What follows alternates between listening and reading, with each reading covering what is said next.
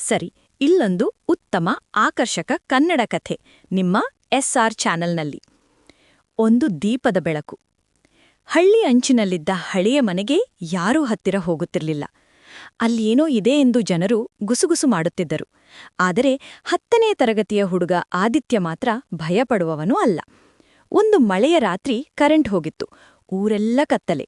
ಆದಿತ್ಯನಿಗೆ ಆಶ್ಚರ್ಯವಾಗಿ ಆ ಹಳೆಯ ಮನೆಯಿಂದ ಚಿಕ್ಕ ದೀಪದ ಬೆಳಕು ಕಾಣಿಸಿತು.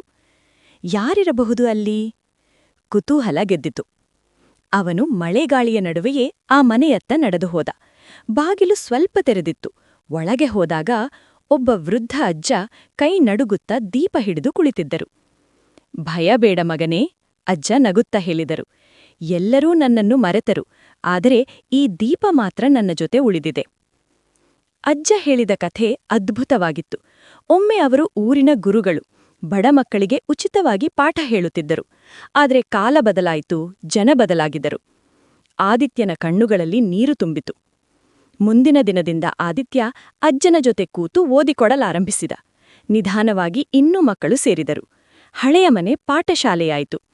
ಅಜ್ಜ ನಿಧಾನವಾಗಿ ನಗುತ್ತಾ ಹೇಳಿದರು, ನೋಡು ಮಗನೇ, ದೀಪ ಚಿಕ್ಕದಾಗಿರಬಹುದು, ಆದರೆ ಬೆಳಕು ದೊಡ್ಡದು.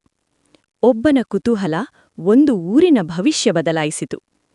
ಇನ್ನು ಇದೇ ರೀತಿಯ ವಿಶಿಷ್ಟವಾದ ಕಥೆಗಳಿಗೆ SR ಚಾನೆಲ್ ಅನ್ನು ಸಬ್ಸ್ಕ್ರೈಬ್ ಮಾಡಿ, ಲೈಕ್ ಮಾಡಿ ಹಾಗೂ ಈ ರೀತಿಯ ಕಥೆಗಳನ್ನು ಇಷ್ಟಪಡುವ ನಿಮ್ಮ ಸ್ನೇಹಿತರಿಗೆ ಶೇರ್ ಮಾಡಿ.